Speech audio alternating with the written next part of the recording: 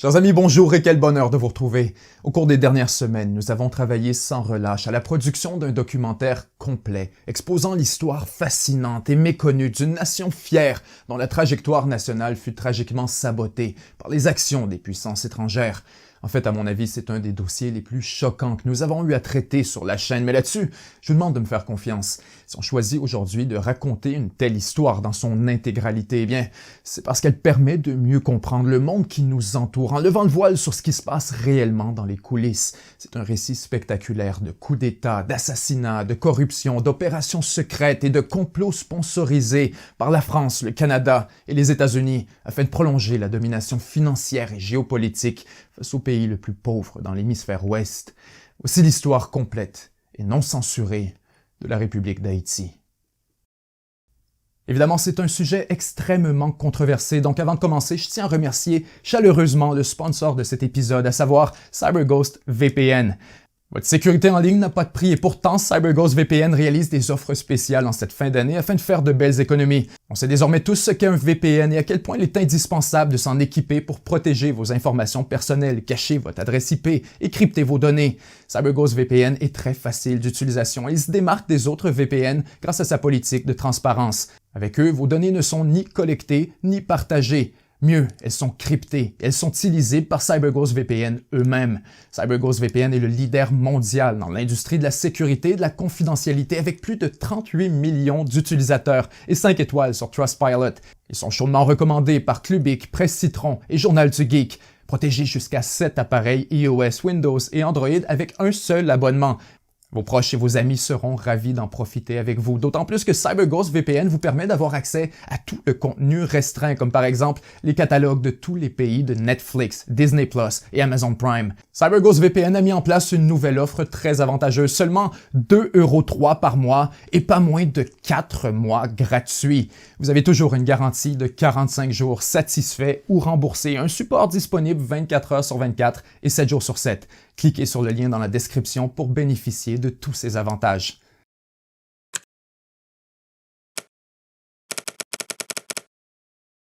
Nous sommes le 6 décembre 1492. Parti à la recherche d'un passage vers les Indes, le navire de Christophe Colomb, le Santa Maria, est échoué sur un récif, tout près d'une île alors inconnue par la civilisation européenne. Une fois sur la plage, les Espagnols découvrent une île tropicale à la beauté époustouflante, un territoire gigantesque à la végétation abondante et aux immenses réserves d'or. Les peuples qui habitent la région depuis des centaines d'années, les Taínos et les Arawaks, disent appeler cet endroit Haïti. Or pour les Espagnols, ce sera Hispaniola, la petite Espagne. Rapidement, ils installent une colonie, creusent des mines d'or et transforment la population locale en esclaves, travaillant dans des conditions atroces. En fait, les conditions de vie deviennent si difficiles que seulement 20 ans après l'arrivée de Christophe Colomb, les Taínos et les Arawaks sont pratiquement rayés de la carte, décimés par les maladies et par la brutalité du régime d'esclavage. Pour remplacer la main-d'œuvre perdue, les Espagnols font venir toujours plus d'esclaves en provenance des îles environnantes et d'Amérique du Sud. Pendant des années, la colonie est extrêmement lucrative et en fait, c'est seulement lorsque les mines d'or sont complètement épuisées que les Espagnols finissent par perdre intérêt. Lorsque les premiers pirates français arrivent sur l'île au 16e siècle, ils constatent très rapidement que le climat y est absolument parfait pour la culture de certaines des récoltes les plus lucratives de l'époque, notamment le sucre et le café. Les plantations se multiplient, les Français s'installent sur l'île de manière permanente, ils fondent Cap Français et font venir quelques 5000 esclaves supplémentaires afin de servir leurs intérêts. Lorsque les Espagnols cèdent officiellement un tiers de l'île aux Français suite à un traité de paix signé en Europe, ceux-ci changent le nom de la colonie pour Saint-Domingue et s'affairent à la transformer en un véritable carrefour mondial pour l'exportation du sucre et du café. À son pic, la colonie récolte plus de 60% du café vendu sur toute la planète et pas moins de la moitié de la production mondiale de sucre. Saint-Domingue, c'est carrément la vache à lait de l'Empire français, la possession la plus lucrative et de loin, alors que des économistes estiment qu'autour de 1750, elle génère 50% du produit national brut de l'Empire français. Bon, bien sûr, derrière le succès commercial se cache une affreuse réalité. Car la vérité, c'est que Saint-Domingue est alors la définition la plus pure d'une colonie d'esclaves. Chaque année, la France en fait venir 15 000 de plus afin de remplacer les morts, les évadés, les malades, mais aussi afin de combler la demande croissante pour la main-d'œuvre sur les plantations. En 1789, la colonie compte 30 000 Européens pour plus de 500 000 esclaves, pour la plupart africains. Face à un tel déséquilibre, les Français qui habitent Saint-Domingue sont terrifiés à l'idée d'une révolte. De plus en plus, la tension monte avec les esclaves alors que les Français imposent le Code noir, un ensemble de lois et de règlements racistes définissant notamment les esclaves comme des meubles. Le problème, c'est que plusieurs esclaves ayant acheté leur liberté acquièrent eux-mêmes une certaine richesse alors qu'ils participent activement au système d'esclavage contre d'autres noirs. N'est alors l'expression « riche comme un créole ». Et ces nouveaux riches ne manquent pas de réclamer des droits égaux avec les Blancs. Ce qu'il faut comprendre, c'est que le monde est alors au beau milieu d'une profonde transformation. En France, c'est la Révolution, la fin de la monarchie et surtout la création de la Déclaration des droits de l'homme. Soudainement, la liberté n'est plus qu'une simple vertu, c'est un droit et même un devoir. Lorsque la France accorde à Saint-Domingue le droit de s'auto-gouverner, mais qu'elle ignore les demandes des Noirs et des esclaves, c'est le début d'une guerre civile qui s'ouvre sous le thème de la Révolution française, mais qui rapidement se transforme en véritable révolte d'esclaves, alors que ceux-ci choisissent de s'unir contre les Français. Au nord de l'île, les esclaves se soulèvent, tuent leurs maîtres, et c'est ainsi que débute une nouvelle révolution, la Révolution haïtienne. Pendant plus de 10 ans, les esclaves de Saint-Domingue se battent pour la liberté dans une campagne d'une violence absolument indescriptible. Le leader de la Révolution, Toussaint Louverture, émerge alors comme un symbole de la résistance face au colonialisme, repoussant tour à tour les troupes des plus grandes armées du monde, autant françaises, espagnoles que britanniques. Lorsque la poussière retombe, Toussaint Louverture agit comme leader de facto de la colonie, se rapprochant de la France, mais dirigeant Saint-Domingue comme il l'entend. Et ça, c'est loin de plaire à tout le monde sur le vieux continent. Un certain Napoléon Bonaparte devient premier consul de France, brisant largement les principes de la Révolution et rétablissant les ambitions de grandeur de l'Empire français. Napoléon n'a que faire de Toussaint Louverture, donc en 1802, il envoie son beau-frère afin de reprendre possession de Saint-Domingue, rétablir l'esclavage et surtout relancer les lucratives plantations. Pour briser la révolution haïtienne, Louverture est mis sur un bateau, envoyé vers la France et emprisonné dans des conditions atroces avant d'y mourir. Encore aujourd'hui, tous les enfants haïtiens connaissent par cœur ce qui fut rapporté comme les derniers mots de Louverture avant d'être déporté.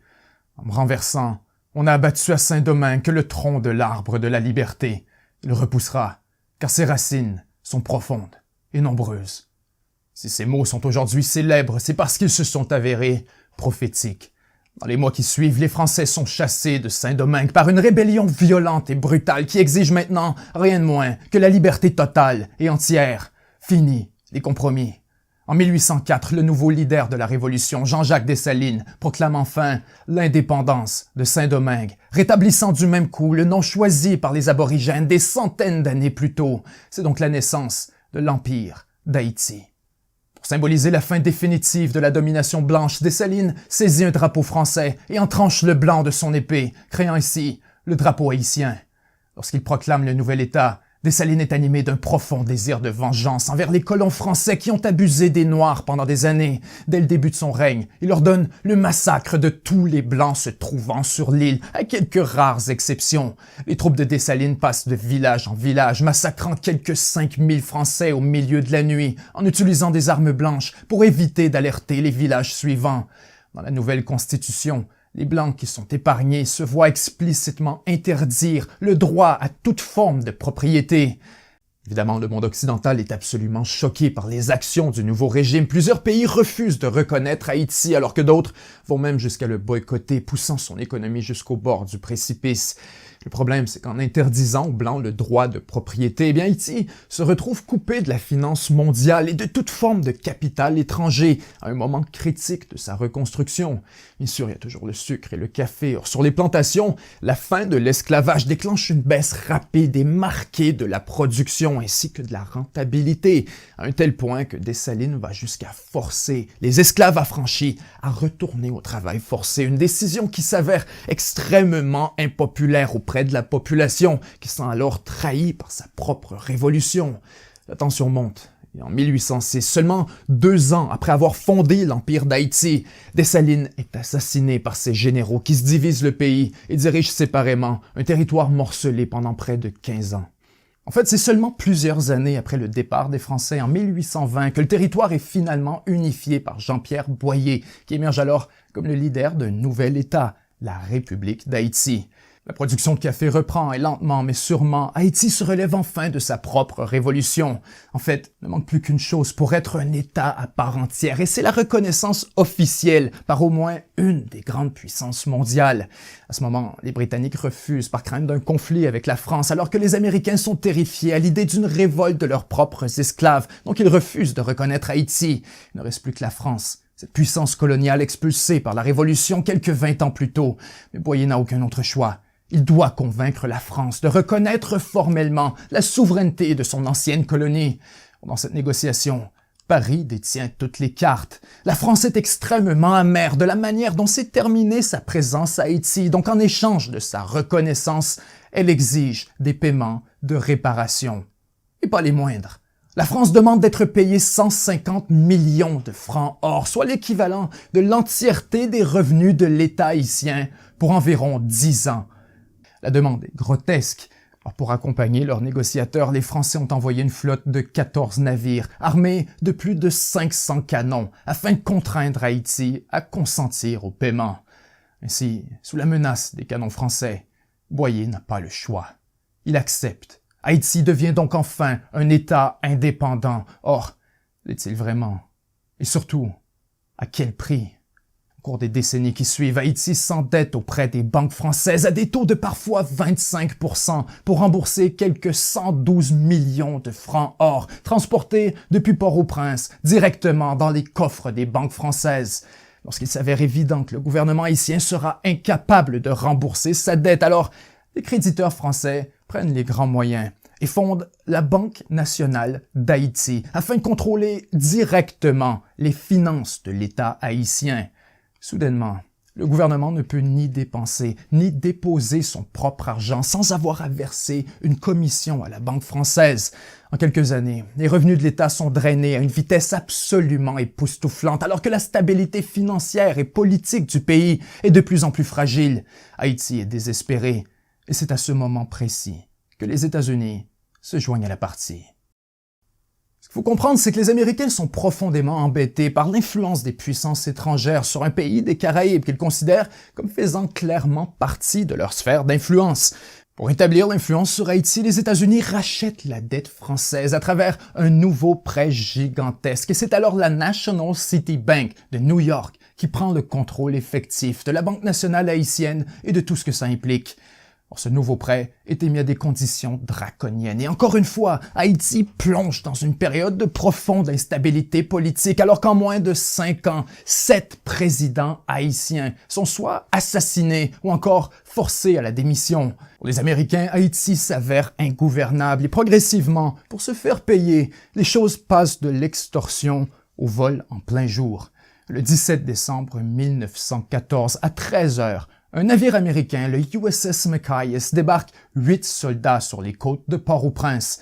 Les hommes se rendent directement à la Banque nationale pour y voler l'entièreté des réserves en or et les ramener à New York dans les coffres de la National City Bank.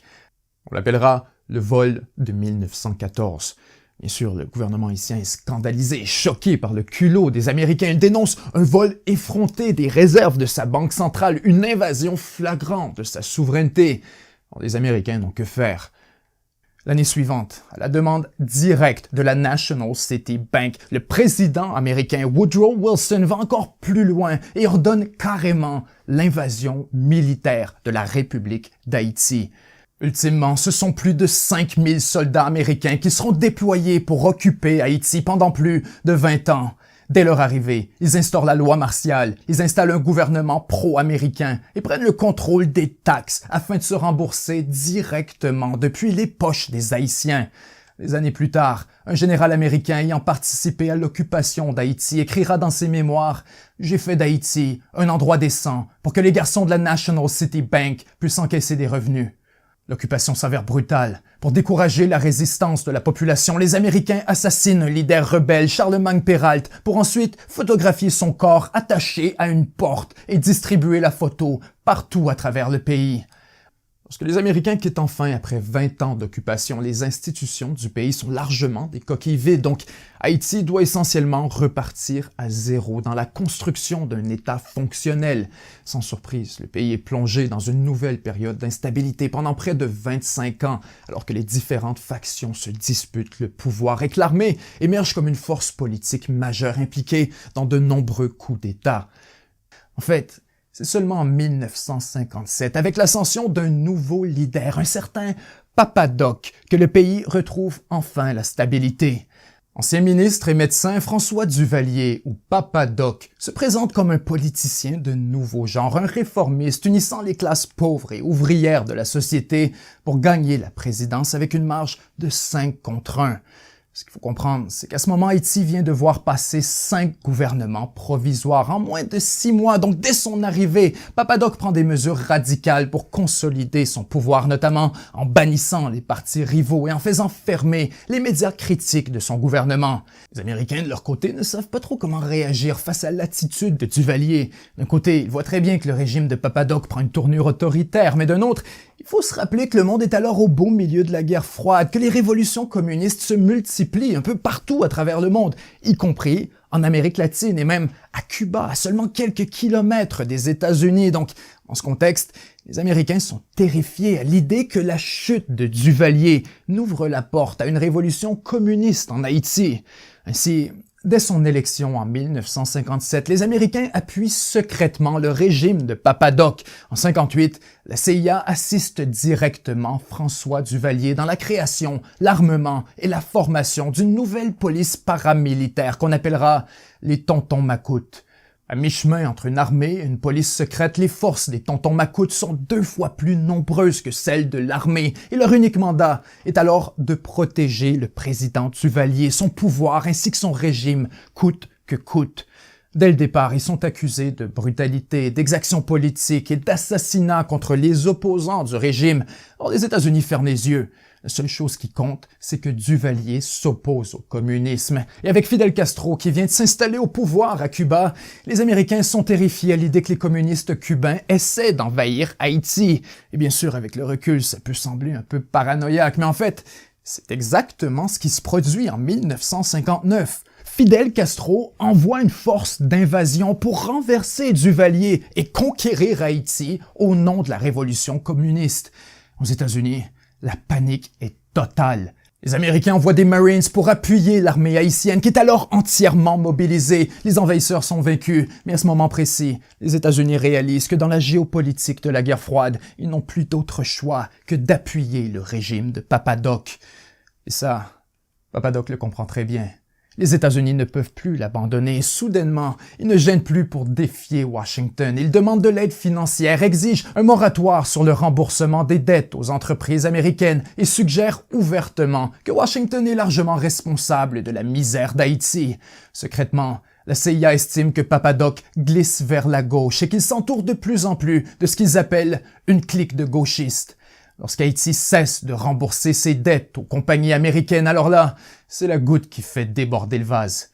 Le président John F. Kennedy perd patience et ordonne carrément le renversement du régime Duvalier par la CIA. En 1963, les Américains finissent enfin par reconnaître que leur stratégie est un échec. Ils renouent avec Duvalier, rétablissent le financement d'Haïti et Duvalier profite du contexte pour se proclamer président à vie après un référendum gagné avec 100% des voix.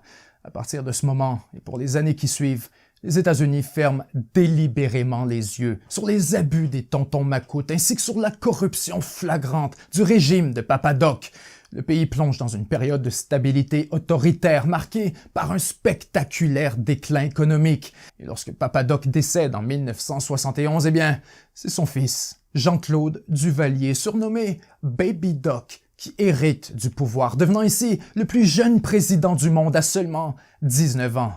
Une fois au pouvoir, Baby Doc comprend rapidement que son sort sera largement déterminé par la nature de sa relation avec les États-Unis. Ici, il fait tout pour se rapprocher de Washington, notamment en s'opposant au communisme, bien sûr, mais surtout en signant avec les États-Unis toute une multitude de traités économiques et diplomatiques de manière à ouvrir Haïti à l'investissement étranger.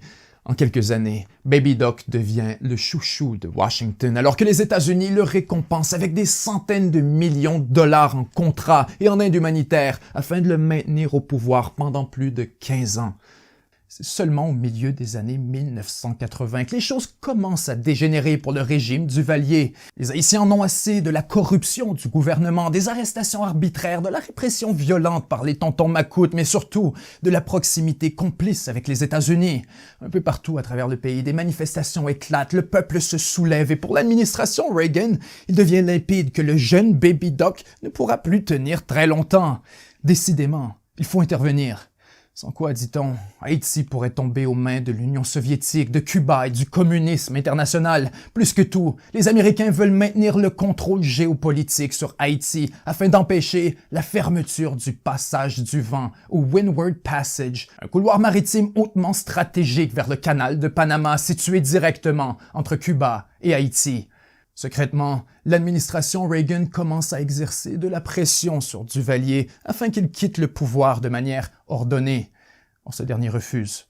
En réponse, Washington met fin à l'aide financière et se met à soutenir activement les manifestants. Rapidement, Baby Doc n'a plus d'autre choix. En 86, à la demande des États-Unis, il monte à bord d'un avion militaire et part en exil vers la France. Après 30 ans de régime Duvalier, l'armée haïtienne, formée et financée par les États-Unis, émerge alors comme la force politique numéro 1 en Haïti.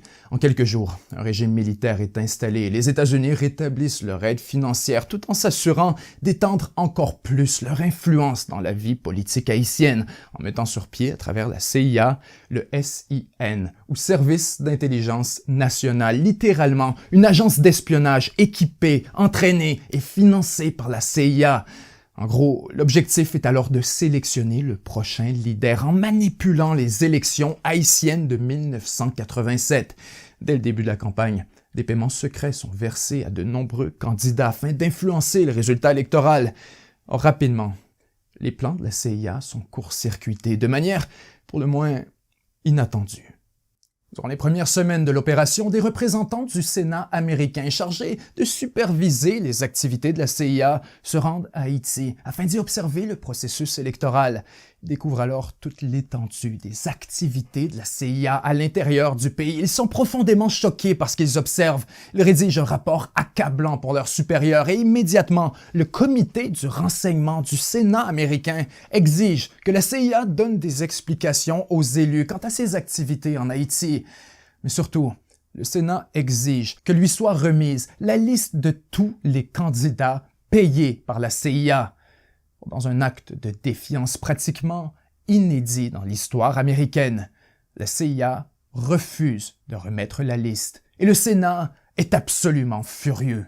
Pour établir son autorité, dans un geste tout aussi rarissime, le Sénat américain ordonne formellement à la CIA d'abandonner immédiatement toute opération d'influence en Haïti. Pour l'agence d'espionnage, c'est un véritable tremblement de terre. Or, la CIA est loin d'avoir dit son dernier mot. S'il est impossible de contrôler le résultat des élections haïtiennes, alors elles n'auront pas lieu, tout simplement. Le matin du 29 novembre 1987, des centaines de personnes font la file pour aller voter lorsque des membres du SIN, le Service d'intelligence nationale, l'agence fondée par la CIA, ouvrent le feu sur la foule, massacrant jusqu'à 300 civils innocents. Et voilà, l'élection est annulée. Évidemment, le peuple haïtien est scandalisé devant une telle tragédie, mais surtout, il est offusqué par l'intervention des forces armées dans le processus électoral. Émerge alors un nouveau leader, un jeune prêtre du nom de Jean-Bertrand Aristide. Aristide dénonce vivement les abus et la corruption des régimes précédents. Il appelle les Haïtiens à une nouvelle révolution, cette fois contre le processus électoral, truqué d'avance, contrôlé par l'armée et noyauté par les États-Unis. lorsque les premières élections libres de l'histoire haïtienne sont finalement organisées en 1990, Aristide est élu président par une immense majorité face au candidat choisi et financé à coût de 36 millions de dollars par Washington, un ex-fonctionnaire de la Banque mondiale du nom de Marc Bazin. Les États-Unis sont absolument stupéfaits par le résultat. Aristide est élu par les classes les plus pauvres de la société en promettant plus de justice, plus de transparence et surtout la fin du colonialisme économique par les puissances étrangères. Alors pour les administrations de Ronald Reagan et George Bush, le nouveau président haïtien a surtout l'air d'un communiste, car son agenda menace directement les intérêts économiques et stratégiques des États-Unis. Dès son arrivée, il s'attaque à la corruption et s'engage dans un véritable bras de fer avec les grands employeurs afin de faire augmenter les salaires des ouvriers. Rapidement, la bourgeoisie du pays se retrouve opposée aux politiques d'Aristide et les États-Unis sautent sur l'opportunité pour déstabiliser le nouveau président. À travers la CIA, l'International Republican Institute, l'USAID et le National Endowment for Democracy, les États-Unis financent une vaste campagne d'influence afin de ternir l'image d'Aristide auprès des Haïtiens, des médias et de la communauté internationale. Rappelons qu'à ce moment, les États-Unis interviennent un peu partout à travers la région. Nicaragua, El Salvador, Bolivie, Honduras, Grenade, Panama. À Washington, Haïti n'est qu'un bout de papier parmi la pile. Seulement 8 mois après son arrivée au pouvoir, Jean-Bertrand Aristide est victime d'un coup d'État et remplacé par un agent de la CIA du nom de Raoul Cedras. Marc Bazin, le candidat favori de Washington, est quant à lui désigné premier ministre.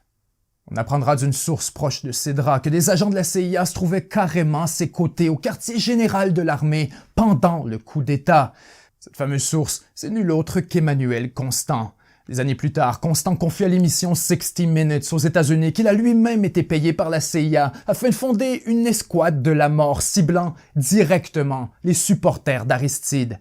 On l'appelle le FRAP.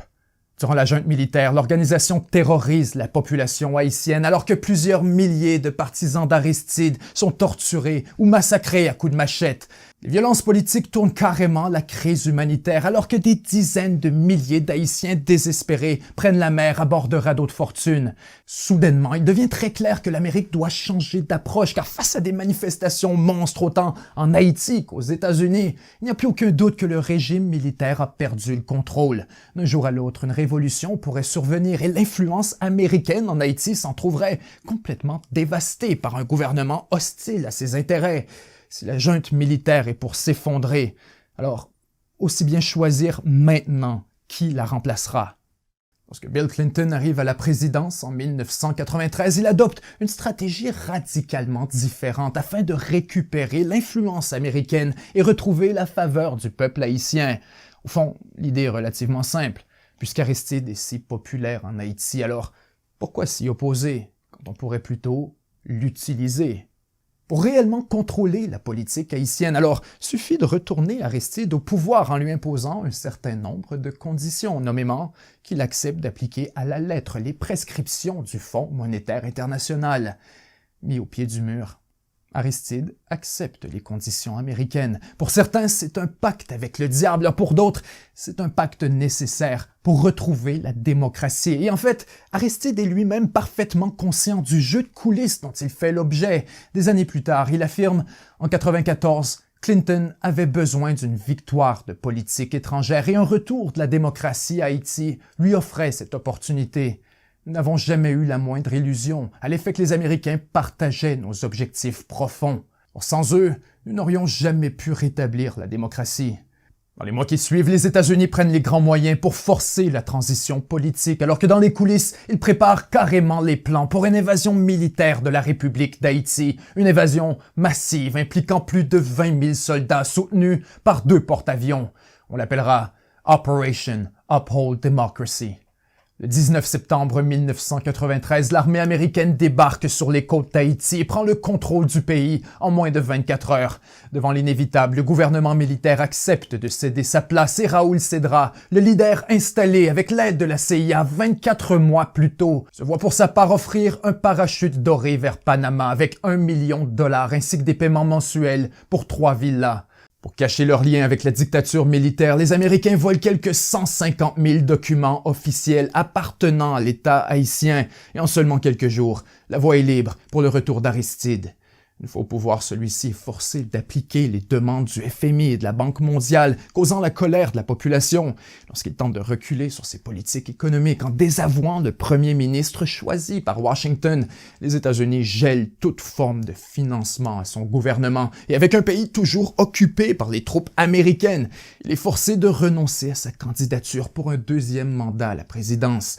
Lorsqu'il cède sa place, les Américains célèbrent. Enfin, ils sont débarrassés du prêtre haïtien. Or, ce qu'ils ignorent, c'est qu'Aristide est alors très loin d'avoir dit son dernier mot et qu'en fait, l'histoire ne fait que commencer.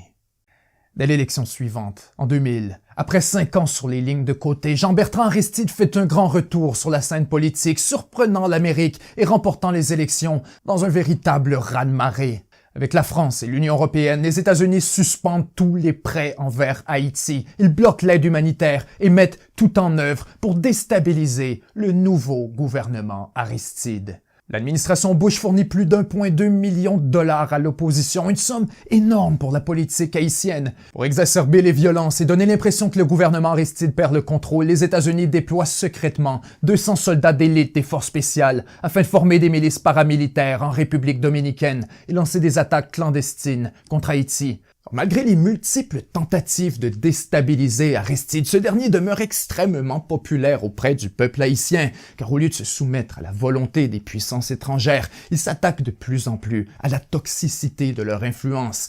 En fait, plus le temps passe, plus Aristide est convaincu que les abus impérialistes sont la véritable racine de la misère haïtienne. Durant son exil, il a étudié l'histoire d'Haïti, a découvert avec stupéfaction l'histoire de la dette d'indépendance versée à la France. À son avis, c'est sans équivoque. La France a extorqué Haïti par la force, et ainsi, Paris doit rembourser l'argent. Aristide est obsédé par la question, il fait le calcul et estime qu'en dollars américains, avec intérêt et inflation, la France doit rembourser à Haïti 21 milliards 685 millions 135 571,48 dollars US. Au départ, les Français sont presque amusés par la demande. Pour eux, la notion d'un remboursement est absurde et carrément ridicule. Or, le problème, c'est qu'Aristide est absolument sérieux.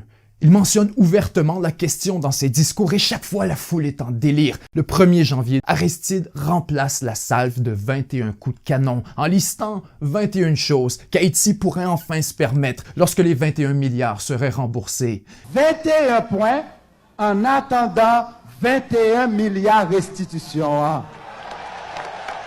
Écoles, hôpitaux, médicaments, nourriture, le message est clair. La misère d'Haïti, c'est la misère de la dette et la France doit rembourser. Partout à travers le pays, le nombre 21 devient un véritable symbole, un slogan qu'on affiche sur des panneaux avec les mots « restitution »,« réparation ».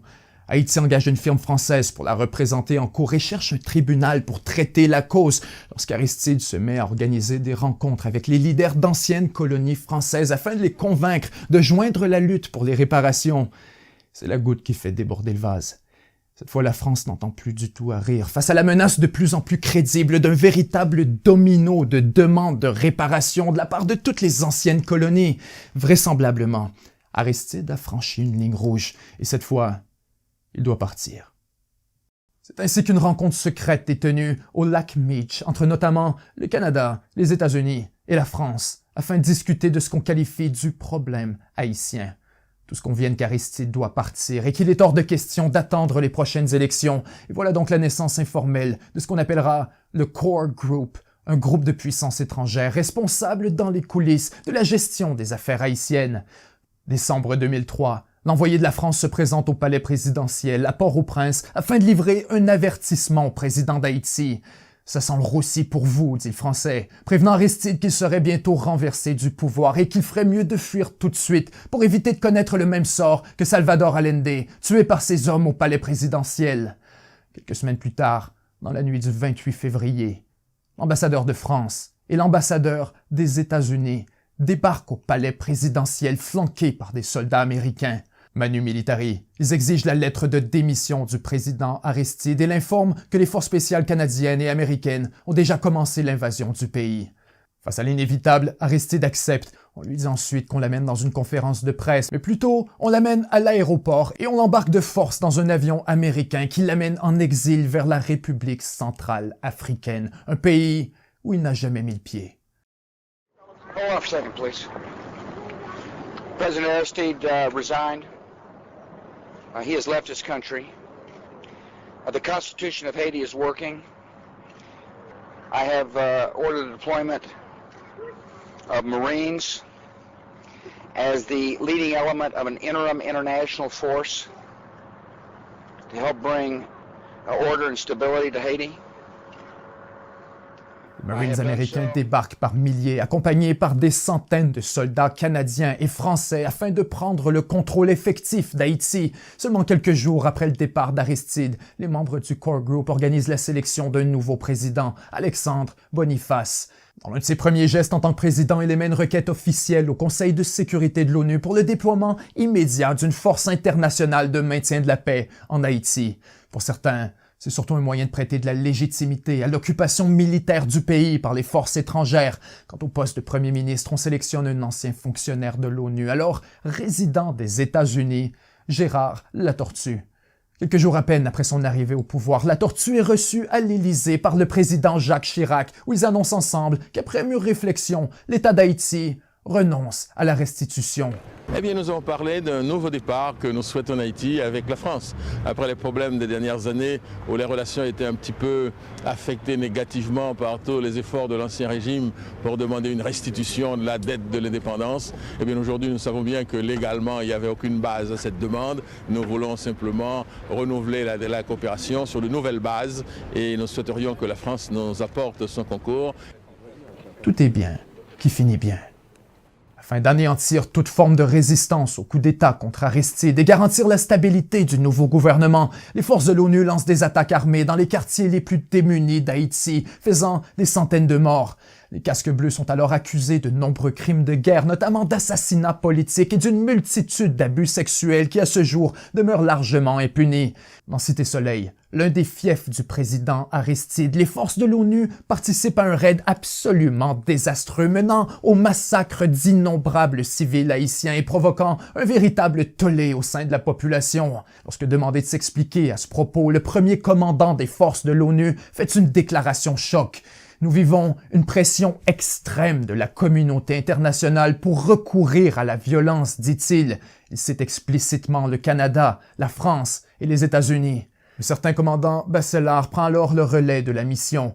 Le 6 janvier 2006, le chef de mission des Nations Unies annonce qu'il y aura un nouveau raid sur Cité Soleil et qu'il faut s'attendre à encore plus de morts civiles. Je crois qu'il y aura des dommages collatéraux, dit-il, mais nous devons imposer notre force. Il n'y a aucun autre moyen. Le même jour, le commandant Mata Bachelard est retrouvé mort dans sa chambre d'hôtel, une balle dans la tête. Confronté à une hostilité grandissante de la population, le gouvernement installé par les puissances étrangères s'accroche au pouvoir et repousse 4 fois les élections. Or, c'est absolument futile. Dès qu'ils ont l'occasion de voter, les Haïtiens rejettent massivement le candidat favori des Américains et choisissent plutôt un proche d'Aristide, que certains appellent même son jumeau, René Préval. C'est une défaite majeure pour les États-Unis. C'est exactement dans ce contexte que le couple Clinton fait un grand retour dans la politique haïtienne. D'abord, Hillary Clinton devient secrétaire d'État sous Barack Obama, alors que presque en même temps, Bill Clinton est choisi pour devenir envoyé spécial des Nations Unies en Haïti. Les Clinton ont alors de grandes ambitions. Attirés par les bas salaires, ils veulent faire d'une pierre deux coups en relançant le secteur manufacturier afin de fournir de la main-d'œuvre à bas prix aux corporations américaines et créer des emplois pour la population haïtienne. Pour ce faire, il suffit de convaincre Haïti d'enfin ouvrir ses portes à l'investissement étranger. Et c'est alors que l'histoire prend une tournure tragique qui changera pour toujours et à jamais le destin du peuple haïtien. Le 12 janvier 2010, 16h53, la terre tremble, et en quelques heures, la misère haïtienne devient un véritable enfer. Lorsque la poussière retombe, la dévastation est telle qu'il est pratiquement impossible de la décrire autrement qu'en termes apocalyptiques. Partout où le regard se pose, il ne reste que ruines et décombres. Ultimement, quelques 150 000 personnes sont tuées, alors que plus d'1,5 million d'Haïtiens se retrouvent sans abri. Les images des dégâts font le tour du monde et immédiatement l'industrie de l'aide humanitaire s'active afin de répondre à la catastrophe. Quelques jours plus tard, Hillary Clinton se rend personnellement à Port-au-Prince afin d'y organiser les premiers efforts de reconstruction, alors que simultanément, Bill Clinton se voit confier l'immense responsabilité de superviser la collecte de fonds. Des milliards de dollars sont récoltés, alors que dans les coulisses, les Clinton tirent les ficelles pour gérer eux-mêmes l'allocation et la distribution de l'argent récolté, notamment avec l'aide de la Fondation Clinton. Hillary dirige alors le fonds de 4 milliards du département d'État, alors que Bill est nommé co-directeur du Fonds unique international pour la reconstruction d'Haïti. Pour le seconder, on choisit le premier ministre haïtien, Jean-Max Bellerive.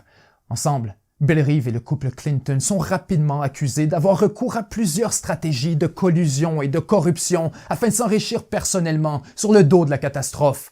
En fait, certains exemples sont si flagrants qu'ils sont presque dignes de la caricature. Fin 2012, une entreprise américaine du nom de VCS Mining annonce une nouvelle pour le moins surprenante. Elle affirme avoir obtenu du gouvernement haïtien les premiers permis afin de miner de l'or en Haïti depuis plus de 50 ans. Plusieurs sont stupéfaits et se demandent comment c'est possible. Or, on apprend plus tard que Jean-Max Bellerive, le co-directeur de Bill Clinton, a reçu 8 000 $ de la part du patron de VCS Mining et que ce même patron a aussi versé quelques 20 000 $ à la Fondation Clinton afin de devenir membre officiel du Clinton Global Initiative.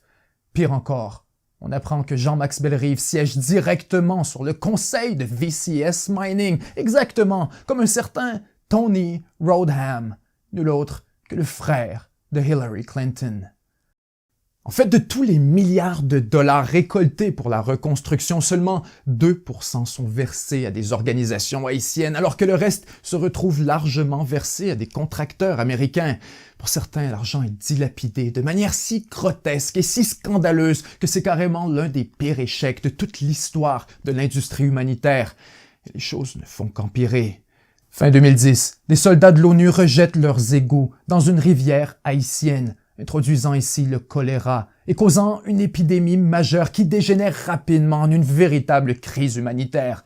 Plusieurs centaines de milliers d'Haïtiens sont contaminés par la maladie alors qu'on rapporte un minimum de 10 000 morts. Selon une étude récente, le nombre de victimes serait en fait grossièrement sous-estimé, peut-être même par un facteur de 10. Face à une telle incompétence et une telle arrogance, le gouvernement haïtien se montre de plus en plus réticent à collaborer avec les partenaires internationaux. Et très rapidement, la pression commence à monter entre les deux camps. Les membres du Core Group, dont la France, le Canada, mais aussi les États-Unis à travers Bill et Hillary Clinton, commencent à exercer de la pression pour tenir une élection aussi rapidement que possible afin d'installer à Port-au-Prince un gouvernement, disons, plus malléable.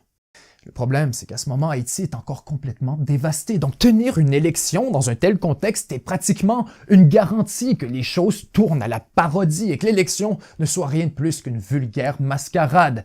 Les donateurs internationaux n'ont que faire des préoccupations locales, même si plus d'1 million d'Haïtiens sont toujours sans abri. Ils insistent pour que l'élection ait lieu. Et sans surprise, le premier tour se déroule dans un chaos total. Le parti d'Aristide est banni des élections, des violences éclatent, des bureaux de vote sont fermés, des fraudes massives sont rapportées, alors que moins de 20% de la population réussit à voter.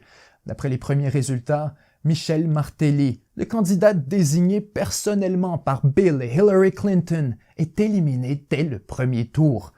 Or, les États-Unis, le Core Group, contestent les résultats. Ils imposent un recomptage dont la méthode est encore aujourd'hui largement dénoncée par les observateurs indépendants. Et tout d'un coup, Martelly est qualifié pour le deuxième tour, alors que les résultats initiaux sont renversés sans la moindre justification.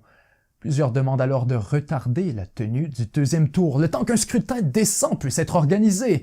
Or, Washington refuse. Barack Obama menace de bloquer l'aide humanitaire, et ce, malgré l'état toujours catastrophique de la situation sur le terrain. Lorsque Martelly est officiellement désigné président à l'issue d'un deuxième tour tout aussi controversé, il affirme qu'Haïti est maintenant ouverte pour les affaires, et comme premier ministre, il choisit le chef d'état-major du bureau de Bill Clinton, Gary Conille. Pour certains, C'est alors le pic total de l'influence Clinton en Haïti, alors que le président et le premier ministre sont tous les deux des protégés directs. Des années plus tard, le secrétaire de la commission électorale haïtienne avouera publiquement que les élections de Martelly avaient été truquées par l'Amérique. Une fois au pouvoir, Martelly se rend immédiatement à Washington afin d'y rencontrer Hillary Clinton, mais aussi des officiels de la Banque mondiale ainsi que du Fonds monétaire international. Ultimement, face à l'hostilité grandissante de la population, Martelly n'a d'autre choix que démissionner, ce qui veut dire que pour gagner la prochaine élection, Washington doit trouver un nouveau candidat. Ils choisissent alors un certain Jovenel Moïse et l'introduisent sous le même parti que leur protégé Michel Martelly. Plusieurs dénoncent une fois de plus des fraudes massives, alléguant un véritable coup d'État électoral en provenance de l'étranger, mais sans surprise, le conseil électoral sponsorisé par Washington conclut que malgré plusieurs irrégularités, Moïse est bel et bien le nouveau président. Comme prévu, dès son arrivée, Moïse se montre un allié indéfectible de Washington. Il relance l'armée, impose la rigueur fiscale pour payer les banques, il rejette la Chine et se range même avec les États-Unis face au Venezuela. Washington ne peut rêver d'un meilleur protégé. Le seul problème, c'est que dès 2019, les conditions de vie se dégradent rapidement en Haïti, alors que l'inflation fait des ravages et que le gouvernement Moïse est de plus en plus contesté. On accuse le président de corruption, des scandales massifs sont exposés au grand jour et de plus en plus, Jovenel Moïse est forcé de payer et d'équiper des gangs criminels afin de réprimer les manifestations. Avec l'appui secret de l'État, ces gangs deviennent rapidement de véritables organisations paramilitaires avec un contrôle grandissant sur la société haïtienne. Étant donné la controverse initiale face à l'élection de Jovenel Moïse, il existe un débat intense quant à la durée de son mandat. Rapidement, le conflit tombe dans l'impasse et le gouvernement devient dysfonctionnel alors que Moïse s'accroche en repoussant les élections et en dirigeant par décret.